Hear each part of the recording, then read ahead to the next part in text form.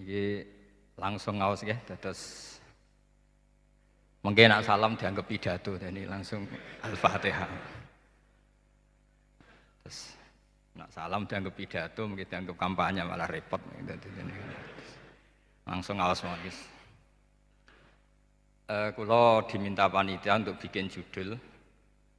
Terus judul kulo adalah keistimewaan mukjizat Al-Quran. Kersane akurat nih kulo betul kerpean. Jadi otoritatif. Karena kalau dalam pendapat ulama, kalau seorang mubalek atau seorang ulama atau siapa saja kok ngomong tanpa teks itu dia tersangka sebagai musyarrek. Musyarrek itu menandingi syariatnya Rasulullah SAW. Dengan pikiran-pikirannya, dengan jargon-jargonnya. Jadi itu masalah besar kalau dalam tradisi ulama karena pikirannya tidak musalsal, tidak ada silsilahnya ila Rasulillah SAW. Makanya saya meskipun banyak orang percaya ngaji di mana-mana itu bawa kitab. Satu ya tadi niat ngerpek tadi supaya saya dulu masih ingat zaman di Sarang itu kalau tes itu banyak yang bawa kitab. Ketika ditanya, ini namanya ngerpek? Enggak Pak, mutolaah itu tanpa batas. Jadi mutolaah itu kapan saja. Yang agak kriminal itu kasus ujian nasional. Itu ada seorang guru SD. Ini kisah nyata, ingin membocorkan ujian apa? Nasional. Itu kan jelas kriminal itu. Si guru SD tadi berdalih gini, wong ujiannya mungkar nakir saja dibocorkan, apalagi ini ujian negara. Karena semua kiai itu kan mengajari kita marrobuka waman nabi, itu kan mengecewakan mungkar nakir, artinya kan membocorkan ujian. Singkat cerita kiai tadi itu, guru tadi, kalau nggak percaya tanya Gus Bah. Akhirnya rombongan guru SD tanya ke saya, apa betul Gus ujian boleh dibocorkan? Analoginya kiai-kiai bocorkan ujiannya siapa? Mungkar nakir. Karena saya ya NKRI harga mati, saya bilang tertawa-tawa. Kalau saya jawab nggak kriminal dimarahin polisi. Kalau saya jawab kriminal, analoginya dengan mungkar nakir memang yang membocorkan itu apa? Nggak usah diteruskan, kalau saya bilang boleh nanti jadi kriminal. Dan agama ini adalah analogi. Analogi itu kias. Sehingga saya di sini insya Allah serius sekali membawa makalah mukjizatnya Quran. Kenapa demikian? Memang saya merasakan dan semua yang hadir di sini pasti merasakan bahwa mukjizatnya Quran itu luar biasa. Sehingga kita satu-satunya umat yang enggak ditunggui Rasul, tapi kualitas iman kita insya Allah menyamai periode-periode sahabatnya Rasulullah SAW. Tapi syaratnya tadi ya, dengan pikiran yang sama, dengan teks yang sama, dengan rasa yang sama, dengan kejiwaan yang sama. Caranya gimana supaya sama? Kita harus terus membaca teks. Teks itu mengingatkan kita. Misalnya begini, yang dikatakan mukjizat itu kan sesuatu dahsyat yang dalam nalar manusia itu enggak mungkin terjadi. Misalnya ontanya Nabi Soleh keluar dari batu besar, itu kan satu peristiwa yang akal manusia tidak sampai. Begitu juga tongkatnya Nabi Musa membelah Laut Merah, yang akal manusia itu tidak sampai. Tapi pikiran itu menurut mazhab kita yang waras ini, saya ulang lagi, kita yang waras itu pikiran kriminal, itu salah. Saya ulang lagi ya, kita semua kan umatnya Rasulullah SAW. Semoga benar-benar umatnya Nabi, bukan Islam yang kumat. Karena orang Islam itu pilihannya hanya dua, kalau nggak bersatu semat Islam ya Islam yang kumat. Kumat itu agak gitu, namanya kumat dalam bahasa Jawa. Begini, saya ulang lagi ya. Yang dikatakan mukjizat itu amrun khariqun lil adat, sesuatu yang luar biasa. Kemudian dalam tanda kutip yang manusia itu tidak mampu, sehingga itu dikatakan mukjizat. Seperti tongkatnya Nabi Musa dan untanya Nabi Nuh yang keluar dari batu apa? Besar. Kalau kalian ingin jadi wali, pikiran seperti itu tidak akan jadi wali. Gagal itu di KPU gagal. Jadi nggak usah sampai MK, di KPU sudah gagal. Kenapa demikian? Pertanyaannya begini. Memangnya sesuatu yang wajar kita lihat keseharian itu dalam kemampuan manusia. Saya ulang lagi, memangnya sesuatu yang biasa saja, yang normal saja itu dalam kemampuan manusia? Enggak juga kan. Manusia bisa enggak bikin unta? Yang wajar saja, yang lewat indukan, bisa enggak? Enggak kan? Manusia bisa bikin laut enggak? Enggak kan? Jadi kalau mukjizat itu dengan definisi sesuatu yang manusia tidak mampu, memangnya keseharian alam ini manusia mampu? Enggak juga kan? Nah, karena agama Islam dengan logika itu, Rasulullah SAW menolak mukjizat yang seperti itu. Ya, menolak mukjizat yang seperti itu. Makanya saya bilang pikiran pertama tadi itu kriminal, karena itu ditolak oleh Rasulullah SAW. Karena ya itu tadi, kalau itu dituruti, lama-lama kita tidak tahu kedahsyatan ciptaan Allah keseharian. Makanya ketika Rasulullah diminta laula utiya mislama utiya Musa, ya Muhammad itu punya mukjizat kayak tongkat Nabi Musa. Kasolihin Nuh, kasolihi soleh. Apa karena koti apa? Soleh. Sebagaimana untanya Nabi Soleh. Apa jawabnya Allah? Wa ma min dabatin fil ardi wala ta'iri yatiru bi janahihi illa umamun amsalu. Sebagian dijawab inna fi khalqis samawati wal ardi wa ikhtilafil laili wan nahar sampai saat terusnya wa tasrifir riyah saat terusnya la ayatil liqaumi yaqilun. Karena logika yang terbangun begini, dan ini saya ulang lagi, ini syarat utama jadi wali. Ini masih satu poin. Nanti ACC-nya nunggu ketua-ketuanya. Tapi kamu jangan bayangkan wali itu kayak Sunan Kudus tunda. Jadi kalau kamu jadi wali itu maknanya kullu mukminin waliyullah itu diikhyakan banyak. Setiap mukmin itu walinya. Tapi maknanya gini, waliyullahi wong sing bisa akeni Allah. Itu jadi enggak usah dimaknani kekasih Allah. Ya. Jadi karena dalam bahasa Arab itu waliyul yatim adalah orang yang kasihan sama anak yatim sehingga diurus segala keperluannya. Perempuan yang perawan punya bapak namanya apa? Wali. Artinya si bapak sayang sama putrinya disebut apa? Wali. Jadi nanti kalau kamu jadi wali dengan makna yang tadi kullu mukminin waliyullah. Setiap mukmin adalah orang yang dikasihani Allah dan insya Allah semua kita masuk, paham ya? Ya enggak wali songo itu baru maknanya waliyullah sing di sayang Allah. Kayaknya kita belum daftar yang ke situ nanti itu. Ada urutannya. Saya ulang lagi ya.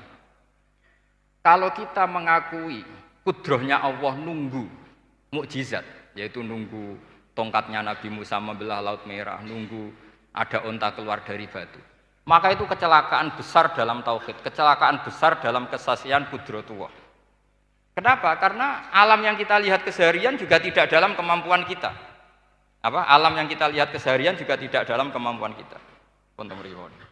Misalnya begini, kalau kamu melihat nyamuk, itu pertama Quran turun tentang nyamuk, itu orang munafik komentar, wah Tuhannya Muhammad kurangan stok, sampai contoh saja hanya seekor nyamuk.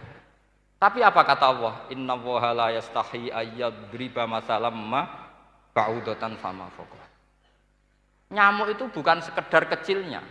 Tidak usah kamu bikin nyamuk yang ada nyawanya, itu terlalu sulit. Sampean semua tak suruh bikin patungnya nyamuk. Gampang mana bikin patung nyamuk sama gajah? Tidak usah dikasih nyawa. Terus cari tatahnya itu dari mana? Orang Jepara pun tidak akan bisa. Belum nanti bentuk alat kelaminnya. Belum nanti uratnya alat kelamin.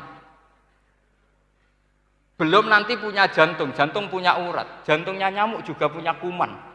Kumannya juga punya organ tubuh. Organ tubuhnya punya urat. Apa itu tidak lebih dahsyat ketimbang tontonan mukjizat yang diperagakan para nabi-nabi sebelum Rasulullah Shallallahu Alaihi Wasallam? Maka sebetulnya ketika Quran saya katakan mukjizat ila yaumil qiyamah adalah pertunjukan Allah bikin nyamuk. Innallaha la yastahi ayyadriba mathalam ma ba'ud. Itu bagi orang alim percontohan nyamuk itu lebih dahsyat ketimbang percontohan mukjizat Nabi Musa membelah Laut Merah. Juga lebih dahsyat ketimbang pertunjukan Nabi Soleh ketika mengeluarkan unta dari apa? Batu. Dong, jelas nih. Maka umat Rasulullah terutama ulamanya harus ngomong seperti ini terus. Dengan cerita seperti ini maka Quran jauh lebih dahsyat. Makanya mukjizatnya Quran tanpa apa? Batas. Jelas ya? Makanya kita harus bertobat secara masif. Mengatakan kedahsyatan adalah nunggu sesuatu yang khariqun lil adat. Bahwa yang kita lihat keseharian adalah semua di luar kemampuan kita. Lah kita ini kan keliru, yaitu tadi, wah unta keluar dari apa? Batu. Laut Merah terbelah, ini dahsyat, manusia tidak akan mampu. Memangnya manusia pernah mampu bikin laut? Memangnya manusia pernah mampu bikin nyamuk? Memangnya manusia pernah mampu bikin telur ayam? Karena keseharian seakan-akan ini tidak ayatnya Allah Ta'ala. Itu kebodohan. Makanya tidak mungkin jadi wali. Yang jenis seperti ini ya kan jadi wali. Sama tenang saja, nanti saya paling nggak sampai 1 jam karena saya tidak biasa ngaji umum. Saya mau itu karena menghormati bapak saya, karena buyut saya itu orang Damaran, namanya Mbak Hafsah. Hafsah binti Maksum bin Soleh bin Asnawi Sepuh. Jadi saya ini ya turunan asli orang Kudus. Jadi saya datang tidak dalam rangka hormat jenengan, hormat bapak saya sendiri sebetulnya. Jadi jenengan tidak punya hak adami sama saya, karena saya datang tuh hormat bapak saya. Tapi saya ingin melatih iman yang benar. Saya ulang lagi, saya ingin melatih iman yang benar, karena ini penting.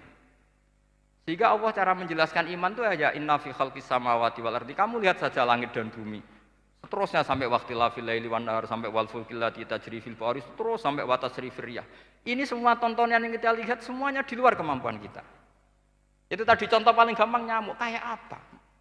Apapun profesornya seseorang, apa bisa bikin nyamuk? Tidak usah yang bernyawa, patungnya saja. Coba nyamuk itu punya organ tubuh enggak? Punya. Organnya ada kumannya enggak? Ada. Alat kelaminnya ada bolongannya enggak kira-kira? Ada. Kayak apa sulitnya?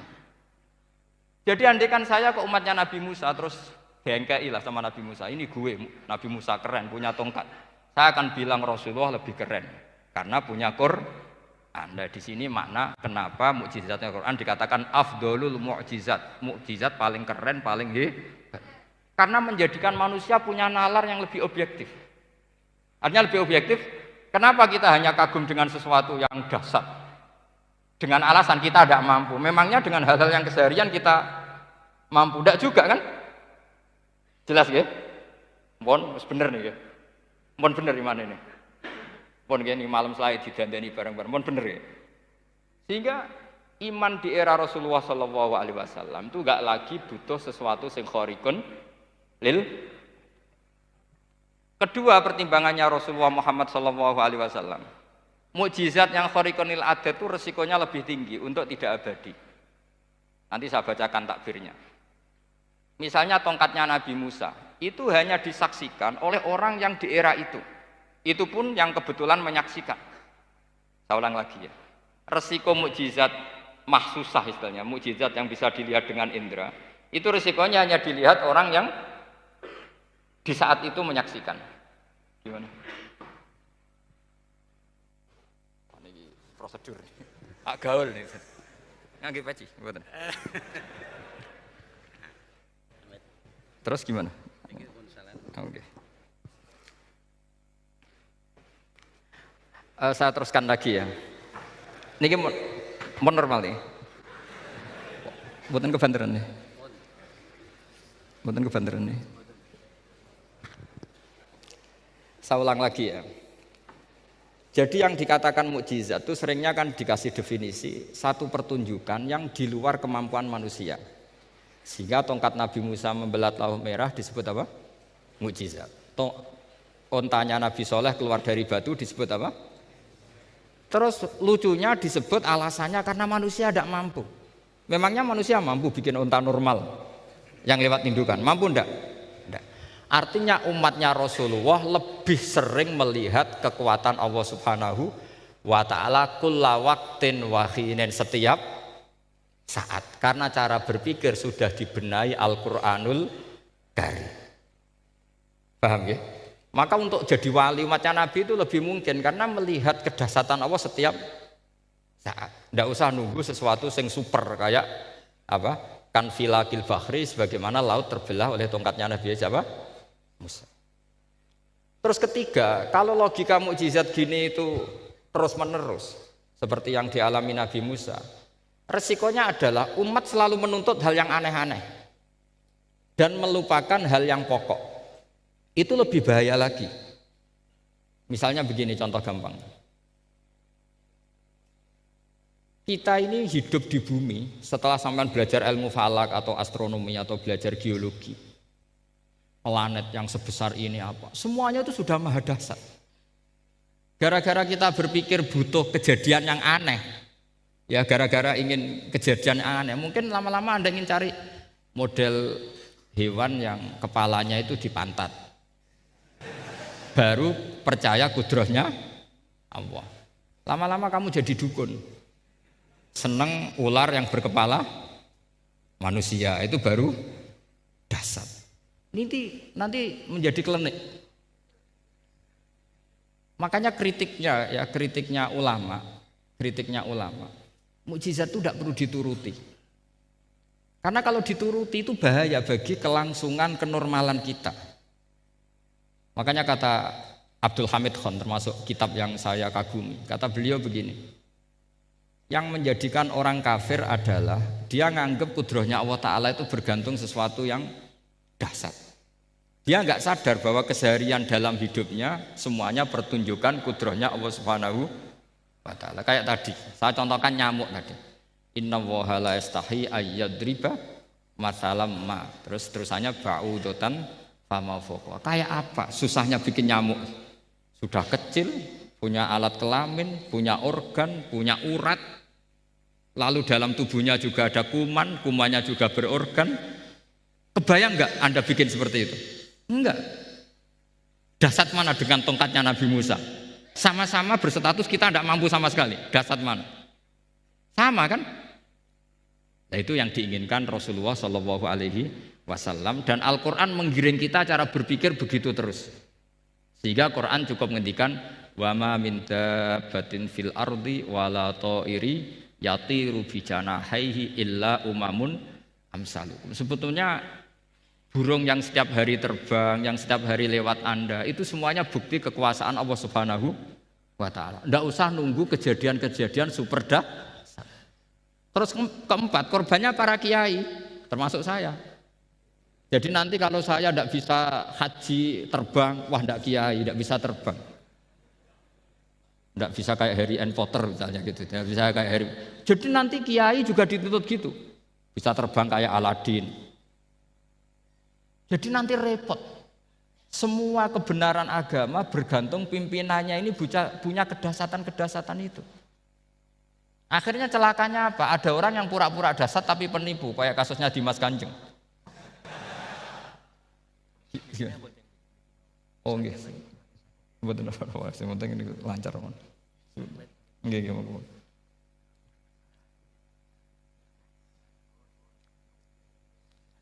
Jadi makanya nanti itu saya akan memberi penjelasan tentang apa? Mukjizatnya Al-Qur'an, kenapa disebut mukjizat paling apa? Dahsyat. Ini saya bacakan teks pokoknya ya supaya sampean tahu. Ini tabarruk sama Imam Bukhari ya. Redaksi yang diriwayatkan Imam Bukhari, qala Nabi sallallahu alaihi wasallam, ini ikut kitab Fadhailil Quran. Ma minal anbiya'i nabiyyun illa u'tiya minal ayat ma misluhu amana alaihil bashar. Wa inna ma kana alladhi utituhu wahyan awhahu wa ilayya fa arju an akuna aktsarahum tabi'an yaumal qiyamah. Jadi semua nabi punya mukjizat, yang lewat mukjizat itu orang dipaksa iman. Karena dahsyat tadi. Saking dahsyatnya terus cocok tidak cocok itu percaya. Tapi kata Rasulullah, mukjizat saya itu berupa wahyu, yaitu Al-Qur'an, dan saya berharap dengan mukjizat itu saya adalah nabi paling banyak pengaruhnya yaumal qiyamah. Maknanya paling banyak orang yang iman. Terus di sini dikomentari oleh syarahnya ya, oleh penyarahnya yaitu Ibnu Hajar Al-Asqalani. Ya saya baca Arabnya saja. Sampean harus pura-pura paham jadi keren. Jangan minta saya terjemah nanti harus pura-pura paham. Bagus kok, mantas sabah bi qaumin fahuwa minhum. Jadi bergaya orang kaya ya dikira apa? Kaya. Bergaya ulama ya dikira apa? Ulama. Nanti bergaya wali juga dikira wali. Saya baca ya, ini luar biasa menurut saya.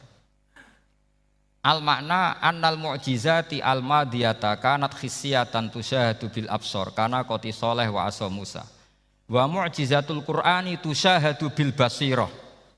Jadi kayak tadi, kedahsyatan tongkat Musa itu karena apa? Laut kok bisa dibelah sebuah tongkat, itu aneh.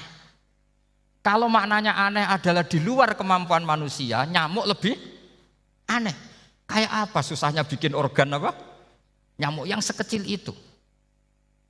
Artinya bedanya apa? Tongkatnya Nabi Musa dengan pertunjukan nyamuk yang sama-sama mengarah satu titik, yaitu mengakui absolutisme kudrahnya Allah Subhanahu. Sama ndak? Sama. Sehingga umatnya Rasulullah tidak perlu ditunggoni mukjizat simsalabim. Cukup penalaran akal. Ini namanya basirah apa? Basirah. Nggih jelas ya? Mohon sampean ra usah kepen roh tokate Nabi Musa to. Cekap melihat apa? Nyamuk. Ya sudah bagus, sudah maju, sudah keren. Ya jelas ya. Li'annal ladzi yusyahadu bi ainir ra'si yang qaridu bin qiradi musyahidihi wal ladzi yusyahadu bi ainil aqli baqin yusyahiduhu kullu man jaa ba'dal awwali mustamirron. Sesuatu yang dipertontonkan lewat sesuatu yang fisik kayak tongkat Nabi Musa, itu yang percaya langsung tentu yang melihat. Setelah itu ada yang percaya, ada yang enggak. Bisa saja itu hoax, bisa saja macam-macam. Tentu yang enggak percaya tentu salah ya, kita sepakat. Tapi tetap saja yang enggak menyaksikan itu bisa saja enggak percaya. Paham ya? Tapi logika kedahsyatan nyamuk, siapapun yang punya nalar percaya. Artinya giringan Al-Quran untuk melihat mukjizat itu kedahsyatan Allah bikin nyamuk itu abadi ila yaumil kiamah. Dan siapapun yang waras akan ikrar dan tetap menyaksikan. Karena insya Allah ada nyamuk terus ila yaumil kiamah. Itu kan teman tidur kita, paham? Makanya kamu kompromi dengan nyamuk. Sekali-kali jangan dicablek. Ini ayatnya Allah. Ya bila perlu dicium, dielus-elus gitu. Karena saya yakin yang hadir di sini andekan melihat tongkatnya Nabi Musa kira-kira dilus-elus enggak? Kira-kira? Andekan loh, kamu punya kesempatan melihat tongkatnya Nabi Musa, gimana? Dilus-elus, dikai mori, dikai kembang 7 taman, kan gitu. Tapi kenapa nyamuk enggak kamu begitukan? Toh sama-sama ini ayatnya Allah yang luar biasa. Makanya ini ngaji di sini saya ulang lagi, sama ndak perlu merasa punya hak adami sama saya, karena saya memang buyut saya kandung itu orang Gamaran, namanya Mbah Hafsah. Hafsah itu binti Maksum bin Soleh bin Asnawi Sepuh. Jadi saya ini termasuk turunan beliau yang keluar dari Kudus di Rembang. Karena mbah saya kandung itu sepupunya Mbah Sahal, ya sama Mbah Sahal ibunya Badiah, Badiah ya putrinya Mbah Hafsah ini. Kalau ibu saya namanya Sofiyah ya putrinya Mbah Hafsah ini. Jadi kenapa saya cerita ini ya memang Quran sudah terang-terangan ngendikan dzurriyatam ba'duhan apa mimba. Jadi kekuatan dzurriyah itu luar biasa. Jadi kita menjaga harkat dan martabat para leluhur supaya ilmu ini terjaga. Jangan marisi gayane tok, bae alim terus putune pedita-pediti gak alim terus gak keren, menurut saya itu malu itu. Jadi marisi itu ya kalau putunya orang alim ya alimnya, jangan marisi mulyane. Engko ora alim terus mulya tok gelem dicucup itu gak keren menurut saya. Niru alimnya dulu baru sama-sama dicucup itu baru betul, paham ya? Jadi ada aturannya. Saya teruskan. Sehingga Quran kalau menggiring mukjizat, ketika Rasulullah SAW dituntut kafir Mekah, kita tahu kan mereka nuntut apa misalnya? Lan nu'mina laka hatta tafjura lana minal ardi napa yam bu'a au takuna laka jannatum min nakhili wa inabin fatufajjiral anhara khilalaha napa tafsira au tusqitas sama kama zamta alaina kisafan au ta'tiya billahi wal malaikati qabila au yakuna laka baitum min zuhrufin au tarqa sama. Masih mereka bilang gini, walan nu'mina liruqiyika hatta tunzila alaina kitaban naqra'u. Mereka nuntut tuh, Muhammad saya percaya kamu Rasul, tapi syaratnya Mekah yang tandus sulap jadi kota yang subur makmur, menjadi jannat subur makmur. Atau begini saja Muhammad, kalau kamu gelo sama saya mangkel karena kita ada iman, turunkan saja azab. Kisafam minas sama, turunkan saja azab. Atau begini Muhammad, kamu kan bilang utusan Allah, kamu datang saja bersama Allah digandeng gitu. Digandeng terus sama Allah diangkat tangan kamu, dimaklumatkan kalau kamu rasulnya. Au ta'tiya billahi wal malaikati qabila. Karena mereka dengan logika yang salah. Yang dikatakan mukjizat itu sesuatu yang seperti itu. Artinya kalau kamu berpikir mukjizat yang seperti itu berarti Anda turunan kafir Quraisy. Anda turunan apa? Kafir Quraisy. Maka nggak boleh berpikir mujizat seperti itu. Nyatanya Allah cukup menjawab dengan ayat wa ma min dabbatin fil ardi wala ta'iri yatiru bi janahihi illa umamun amsalukum. Dijawab lagi inna fi khalqis samawati wal ardi wa ikhtilafil laili wan nahar wal fulkil lati tajri fil bahr sak teruse la ayatil liqaumi yakin. Semudah itu kita iman kedahsyatan kudratnya Allah. Cukup melihat kerbau. Kok bisa ya jaga populasinya? Padahal tidak pernah dia seminar cara jaga populasi. Nyatanya tetap terjaga. Tanpa lamaran ya bisa jaga keturunannya. Tanpa sesar ya anaknya lancar. Tanpa sesar kan? Artinya mereka bisa. Karena di sini ada kudratullah. Ada apa? Ada kudratullah. Nah, kalau iman seperti itu, Anda baru betul. Yaitu yang disebut Allah, ya tanazzalul amru bainahunna lita'lamu annallaha ala kulli syai'in qadir wa annallaha qad ahata bi kulli syai'in ilma. Semua urusan di alam raya ini hanya Allah ingin mempertontonkan bahwa saya kuasa. Jadi tidak perlu nunggu yang aneh-aneh. Sehingga andaikan saya ketemu Nabi Musa dan ketemu Rasulullah Muhammad SAW, pasti saya milih Nabi Muhammad sebagai ketua.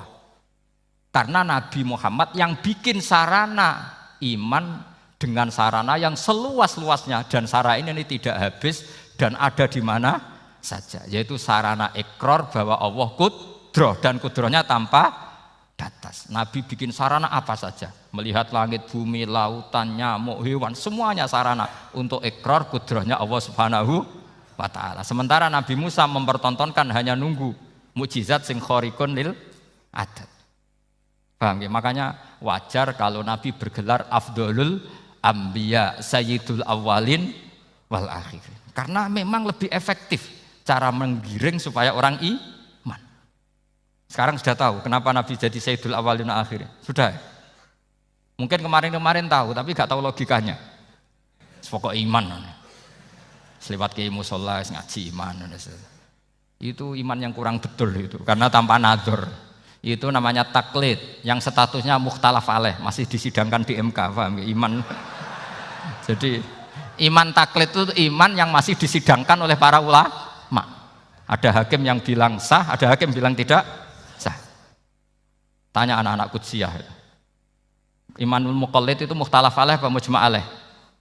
Mukhtalaf alaih. Kalau imanu ahli nadzar mujma' alaih. Insyaallah barokahnya ngaji ini semuanya min ahli nadzar, apa? Min ahlin, jangan amin sudah jadi, ini sudah jadi ini. Kalau amin kan masih berdoa, bisa makbul bisa ndak boleh iman kok. Ayo iman kepada Allah dan Rasul, amin, ndak boleh. Sesuatu yang pasti ndak boleh diamini, itu kan jadi kacau nanti. Harus bilang apa? Sami'na wa ta'na. Nanti lama-lama kamu disuruh Allah, ayo sholat, amin. Ndak boleh, jadi amin itu ada itu. Ada aturannya. Tapi bukan berarti saya nyalahkan jenengan, enggak. Ya memang salah gitu. Jadi ya usah saya memang statusnya salah. Ya saya ulang lagi ya. Berarti Rasulullah adalah Rasul yang sukses membuat sarana orang kembali ke Allah, mengakui kudrohnya Allah dengan sarana apa saja. Melihat rumput, melihat hewan, dan hewan itu ya apa saja. Gabah itu apa saja. Hewan yang melata di bumi apa saja, semua bukti kudrohnya Allah. Bahkan Rasulullah sukses membiarkan umatnya enggak ditunggui beliau tetap iman. Mergo ditunggui konsep sing super ngene kok Al-Qur'anul Karim. Jelas ya?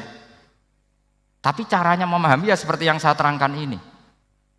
Ya saya baca lagi ya yang jadi annal mu'jizati, pakai jamak muannas salim, annal mu'jizati al-madiyata, mukjizat-mukjizat yang sudah kelewat itu kanat khisiatan, bersifat fisik, tusyahadu bil absor, hanya bisa dilihat dengan mata kepala, karena qoti soleh wa asa Musa, wa mu'jizatul Qur'ani tusyahadu bil basirah, sementara mukjizatnya Quran disaksikan dengan mata hati, dan setiap orang punya mata hati. Fayakunu man yattabi'uhu li ajliha aksar. Li annal ladzi yusyahadu bi ainir ra'si yang qaridu bin qiradi musyahidihi. Wal ladzi yusyahadu bi ainil aqli baqin yusyahiduhu kullu man jaa ba'dal awal mustamirron. Sesuatu yang dilihat dengan mata kepala, setelah para saksi ini meninggal, maka setelahnya mencari-cari, bisa percaya, bisa enggak. Tapi mukjizat yang disaksikan mata hati, siapapun percaya dan sampai ila yaumil kiamah. Dan tentu Quran lebih unggul dalam hal ini. Dan insya Allah kita semua adalah ahli Quran.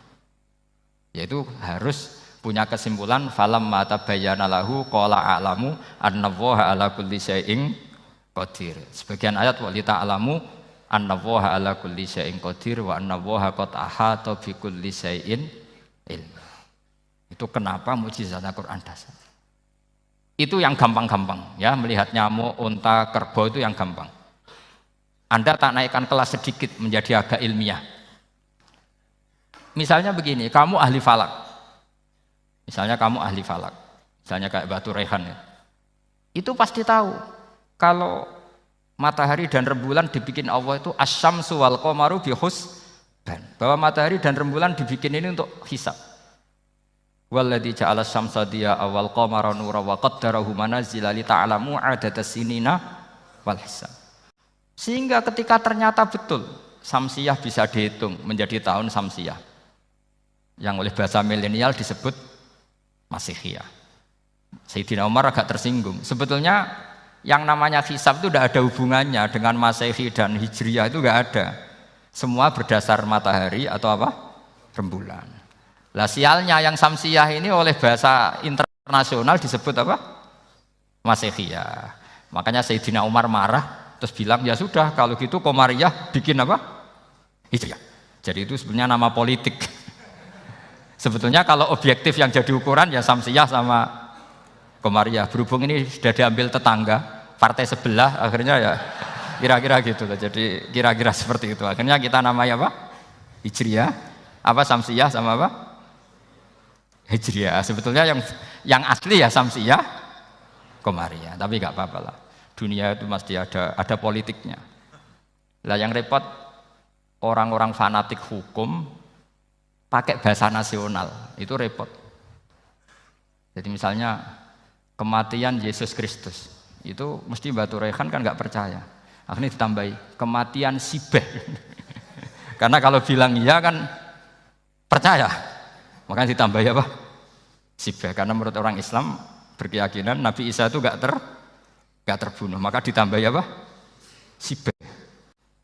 Saya dulu pernah usul, karena beliau itu kalau manggil bahasa itu bude, jadi saya pernah sowan usul. Mbok ditulis gini saja, Mbah. Kematian Yesus dalam kurung katanya. Tapi mungkin terlalu vulgar ya, jadi akhirnya dibikin apa? Sibeh. Di kalender Kudus kan apa? Sibeh ya, ditambahi Sibeh. Ya nggak apa-apa lah, yang penting keyakinannya masih benar gitu. Jadi masih benar. Kalau usulan saya terlalu ekstrim, masa dikasih apa? Katanya. Ya karena memang begitu kan, kita berkeyakinan Nabi Isa itu gak terbunuh. Wa ma qataluhu wa ma sholabuhu walakin syubbihalahu. Jadi ini saya teruskan, ini paling masih seperempat jam ini.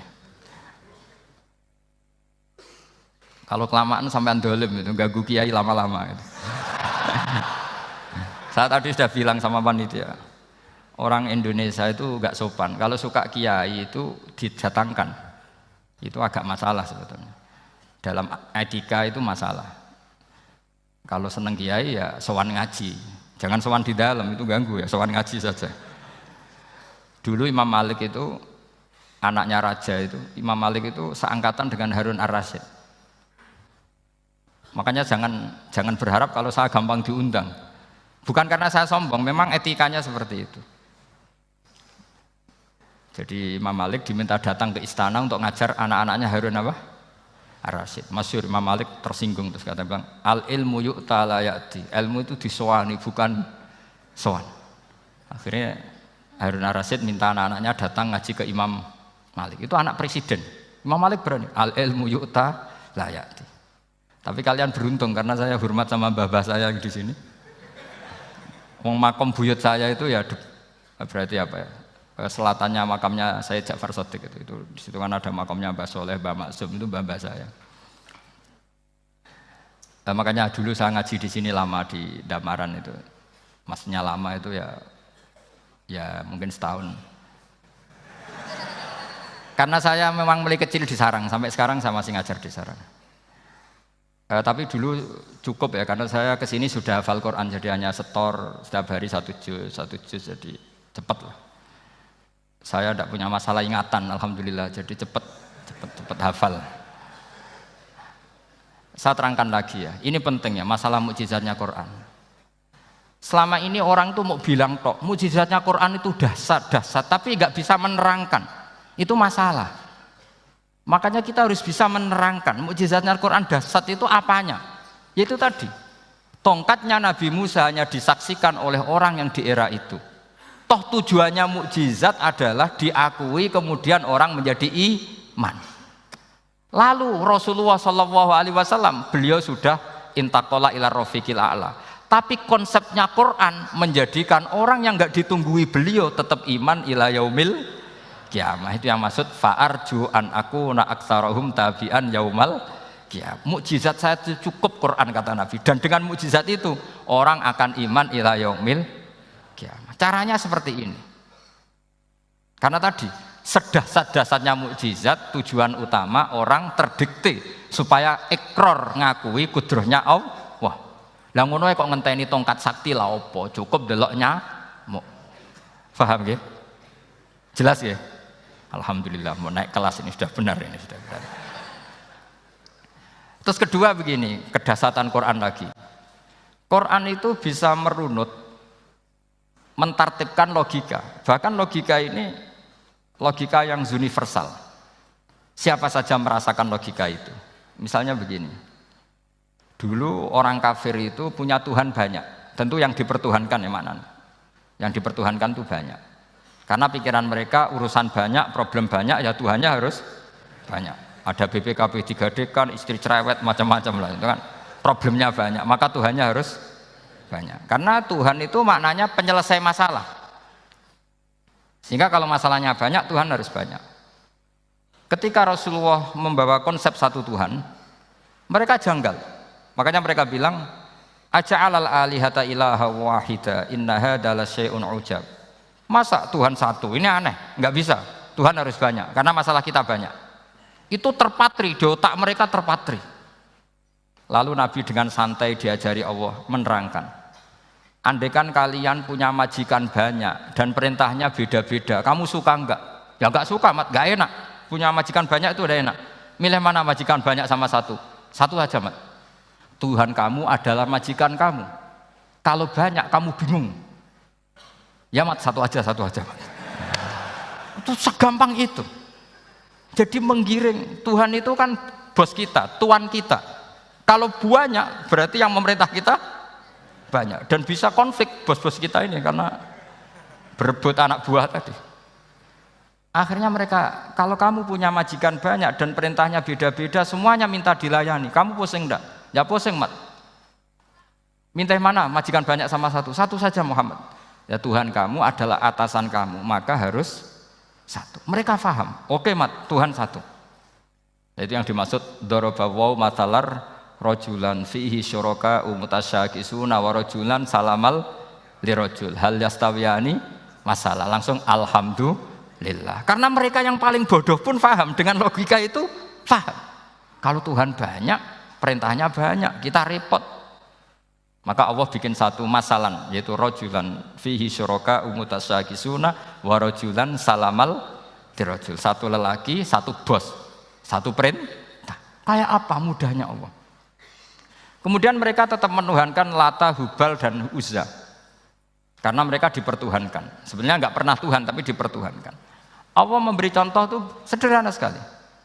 Wa daraballahu mathalar rajulaini ahaduhuma abkam la yaqdiru ala syai'in wa huwa kallun ala maulah aina ma yuwajjihu la ya'ti bi khair hal yastawi huwa may ya'muru bil adl.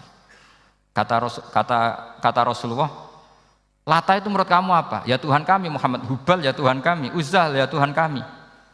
Lalu kalau mereka kotor, ya saya mandikan. Kalau hidungnya coplok, ya saya tata. Terus kata Rasulullah begini, kamu mau nggak punya budak atau pembantu yang buta, tuli, bisu? Kamu mau nggak punya pembantu? Pembantu loh ya, pembantu itu budak zaman dulu. Kamu mau nggak punya pembantu yang buta, yang tuli, yang bisu? Wah gak doyan, mat. Nggak apa pembantu ngono. Yang pembantu saja kamu tidak mau yang gitu kok malah punya bos begitu. Orang yang tuli, yang bisu, yang kopok, jadi pembantu saja nggak layak kok malah jadi pangeran. Paham ya? Arca dan berhala itu kan nggak bisa apa-apa. Kamu mau gaji ngasih THR pembantu yang kopok, bisu, picek, mau? Wong jadi pembantu saja nggak sah kok mau jadi apa? Tuhan atau jadi majikan. Jadi Allah bikin contoh gampang sekali. Wadharaba mathalan rajulaini ahaduma abkam la yaqdiru ala shay'in. Enggak bisa apa saja. Wa wakallun amala maulah, anane ngrepoti tok. Ainama yuwajjihu la yati bi khair. Mudah sekali. Akhirnya mereka berbondong-bondong iman karena logikanya ditata oleh logika Al-Qur'an. Makanya agama ini sebenarnya nggak pernah datang dengan kekerasan, itu tidak pernah. Bil hujjah, dengan argumentasi. Itu disebut qul falillahil hujjatul balighah. Nah sekarang orang rapati soal argumentasi, senengannya neror. Nah, itu rapati ngaji. Sebenarnya agama ini mudah. Ad-dinu yusrun, agama ini mudah, logikanya gampang. Untuk tidak menuhankan Yesus atau Isa, Quran juga datang dengan penjelasan yang nggak jelimet. Yang gampang saja. Kata Allah, mal masihu ibnu maryam illa rasul qad khalas min qablihir rusul wa ummuhu siddiqah kana yakulanit. Kok arani pangeran piye? Nek mangan ya lesu. Kamu kebayang enggak misalnya punya Tuhan terus mbok gratisi pas marung. Terus kamu bangga, alhamdulillah tadi habis nggrasiti Tuhan. Tadi kelihatannya kelaparan, tak gratisi, senangnya bukan main. Kamu mau punya Tuhan yang seperti itu? Mau? Enggak mau kan? Allah menjelaskan karena ya kulanit kuduyan sego, artinya nak orang mangan yo lemes. Pas kamu minta ternyata Tuhannya baru lemes. Jadi Quran itu tidak sinis enggak, tapi menggiring logika bahwa ini tidak mungkin Tuhan. Wong kana ya kulanit gampang kan? Itu gampang. Gampang sekali, logika Quran itu gampang sekali. Dan masalahnya kita sekarang tidak mengkaji Quran yang sisi ini. Ya termasuk kritik kita ya, tapi ya sudahlah, ini dunia ya macam-macam. Ono sing ngaramno lomba, ono sing mendukung lomba, macam-macam. Saya tidak dalam posisi mendukung dan menolak. Saya 0-0, jadi tidak ke kanan tidak ke kiri dalam konteks tadi. Karena ya sudahlah, itu sudah takdir, semuanya takdir. Ada yang setuju lomba, ada yang mengharamkan apa? Lomba. Tapi sebetulnya kalau kita berpikir Quran diturunkan ya untuk yang saya terangkan ini, menjaga logika agama al-hujjah al-balighah ila yaumil kiamah. Karena kita tidak perlu tongkat lagi Nabi Musa, enggak perlu ontanya Nabi Soleh. Cukup dikawal aturan-aturan iman yang cukup mudah dan kita temukan di mana saja ayat-ayat itu. Yaitu wa ma min dabatin fil ardi wala ta'iri yatiru bi janahihi illa umamun amsalukum, atau inna fi khalqis samawati wal ardi, dan seterusnya. Nah, cara berpikir gimana Gus? Gampang tadi. Kalau tongkat Nabi Musa membelah laut adalah hal yang kita tidak mampu, memangnya kita mampu bikin langit bumi? Tidak mampu kan? Berarti ini sudah cukup menjadi ayat kekuasaannya Allah. Jelas kan? Maka mukjizat Quran ini mengawal umatnya Rasulullah SAW ila yaumil kiamat dengan logika seperti itu. Saya ulang lagi, dengan logika seperti itu. Maka ulama enggak boleh berhenti seperti saya ngomong terus seperti ini. Makanya ngendikane Allah, lam yakunil ladzina kafaru min ahlil kitabi wal musyrikina munfakkina hatta ta'tiyahumul bayyinah. Bayyinah itu apa? Rasulun minallah yatlu suhufam mutahharah. Orang kafir semuanya kata Allah, baik berkategori kafir musyrik maupun kafir ahli kitab, itu tidak akan tercerabut dari akar kesalahan mereka, dari cara berpikir mereka. hatta ta'tiyahumul bayyinah. Sehingga datang satu kejelasan yang jelas welo-welo. Itu apa? Rasulun minallah yatslu suhufam mutahhar, yaitu rasulnya Allah yang membaca sahifah-sahifah suci. Maknane Al-Qur'an. Untuk menafikan ketuhanan berhala, ketuhanan Yesus kita cukup dengan konsep Quran. Kayak tadi kana yakulanit, termasuk untuk menafikan Tuhan balita, paham ya? Tuhan apa? Fir'aun. Ini contoh terakhir, sampean siap-siap saja selesai. Karena saya memang mau selesai ini, bukan guyon, memang mau selesai. Karena menurut saya mukjizatnya Quran itu jelas. Jadi diterangkan seperempat jam ya jelas, 10 menit ya jelas. Kalau kamu butuh lama, berarti kamu menyaksikan kejelasan Al-Quran. Dan itu kriminal besar. Gitu. Kalau nggak boleh dibahasakan murtad besar, ya kriminal apa besar. Ini enggak guyon, betul itu. Saya tadi mau nyontohkan apa tadi? Tuhan balita ya. Fir'aun itu berdebat sama Nabi Musa. Singkat debat begini. Kalau nggak salah di J19, kalau nggak salah di surat Syu'ara. Dicari sendirilah. Pertama ditanya gini, Musa kamu kesini ada apa? Ya bawa konsep Tuhan. Yang jelas itu tidak kamu. Ya. Lalu Tuhan kamu siapa? Rabbus samawati wal ardi, yang menuhani langit dan bumi. Si Fir'aun masih berkelit. Begini, soal yang di bumi, saya jalan-jalan kemana-mana setahu saya yang jadi Tuhan saya. Ma'alim tulakum min ilahin apa? Ghairi, di mana-mana yang dituhankan saya. Soal kemungkinan di langit begini, tunggu saya. Terus di Haman dipanggil.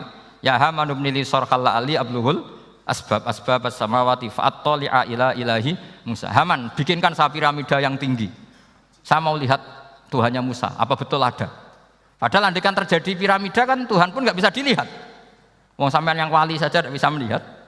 Wali tadi yang sing disakeni Allah tadi itu aja nggak bisa melihat. Apalagi Fir'aun. Akhirnya Nabi Musa sadar bahwa logika itu tidak masuk ke Fir'aun, tidak masuk. Padahal ada pengawalnya banyak. Dan karena semua Nabi Fatona itu ibarat mobil ganti gigi. Ganti gigi, ganti argumentasi. Gini saja, yang menuhani leluhur kamu, mbah-mbah kamu. Itu sontak kaget Fir'aun. Pengawalnya ya kaget. Oh iya, kalau Fir'aun ini Tuhan, mbah-mbahnya tanpa Tuhan. Kan Tuhannya datang terlambat. Berarti mbah-mbahnya dulu itu tanpa Tuhan, karena ini ada Tuhan balita itu ada itu. Akhirnya hampir separuh, mungkin hampir semua pengawalnya Fir'aun itu iman semua. Meskipun yaktumu imanahu, ini yang diceritakan Quran, wa qala rajulun mu'minun min ali fir'auna yaktumu iman. Karena runtuh, semua logika Fir'aun sebagai Tuhan itu runtuh. Hanya dengan logika, kalau kamu Tuhan, lalu mbah-mbah kamu Tuhannya siapa? Fir'aun mangkel. Wah bahaya logika Musa, tangkap Musa, udah gak debat lagi. Kayak apa mudahnya logika Quran untuk menafikan ketidaktuhanan Fir'aun. Yaitu mengatakan Rabbukum wa Rabbu abaikumul awwali. Karena dikatakan Tuhan langit, Fir'aun masih berkelit. Nanti dulu saya mau bikin piramida, mau saya lihat ada enggak Tuhan kamu. Nabi Musa langsung ganti gigi yang nuhani mbah-mbah kamu. Orang kan masih pikir, ini kalau Tuhan betul, lalu orang-orang dulu Tuhannya siapa? Kan Tuhannya datang terlambat. Nah itu lagi-lagi, dan kita baca Quran itu ila yaumil kiamah. Makanya tidak ada umatnya Rasulullah SAW kemudian imannya itu ada syak, nggak ada sama sekali. Karena dzalikal kitabu la raiba fihi mir rabbil alamin. Ya, mohon cekap ya. Mumpun gampang dong. Masalah sampean kalau masalah. Jadi karena kebenaran Quran itu adhar wa adhar, sangat jelas. Sehingga nggak perlu butuh orasinya saya. Sebenarnya nggak perlu. Saya yakin, sampean sebelum saya terangkan ya sudah iman, sudah betul. Ini kan akal-akalan saja saya dimanfaatkan. Karena ya menurut saya itu ya sudah adharu min samsi dhahira kalau dalam bahasa Arab. Kebenaran sejati itu lebih jelas ketimbang matahari di siang hari. Karena ya tadi logika. Ya saya tambah satu contoh lagi, semoga ini selesai betul. Kemudian Quran misalnya gini, sampean tak bedai. Kamu bisa melihat itu karena apa? Ini misalnya apa? Kertas yang saya bawa ini kan kuning. Kamu bisa melihat itu karena apa? Mata kan? Nah itu masalah. Karena melihat kamu dengan mata, sekali ini tak tutupi, kamu tidak tahu. Atau kamu jauh menjadi tidak tahu. Karena mata bisa terhalangi oleh jauh atau tertutupi. Beda dengan Allah. Allah itu kalau merumuskan tahu itu bukan karena melihat, karena menciptakan. Makanya Allah bilang ala ya'lamu man khalaqa. Apakah tidak tahu orang yang membuat? Misalnya ini, kertas ini kuning. Sama saya tak tutup begini. Kemudian kitab ini tak tinggal, saya datang ke Jakarta. Saya tetap tahu enggak kalau dalam ini ada kertas kuning? Tahu, karena saya yang menciptakan. Paham ya? Kamu bangun satu bangunan, di dalamnya ada besi ukuran sekian. Di situ kamu menyimpan emas setengah kilo. Setelah kamu pergi kemana-mana masih tahu enggak? Tahu, karena kamu yang menciptakan. Sehingga ketika kita janggal, masa Allah pirsa semua alam ini? Logikanya gampang, masa yang bikin tidak tahu? Makanya Allah bilang ala ya'lamu man khalaqa. Paham ya? Jadi gampang sekali, mukjizatnya Quran itu gampang sekali. Nararo kebangetan gitu. Ampun nggih, Al-Fatihah. A'udzubillahi minasyaitonir rajim. Bismillahirrahmanirrahim. Alhamdulillahirabbil alamin arrahmanir rahim. Iyyaka na'budu wa iyyaka nasta'in. Ihdinas siratal mustaqim. Shiratal ladzina an'amta 'alaihim ghairil maghdubi 'alaihim waladdallin.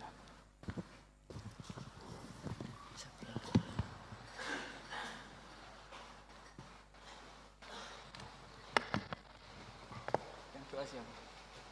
Enggak usah doa.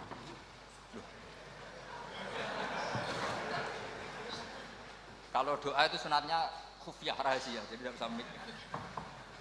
Bismillahirrahmanirrahim.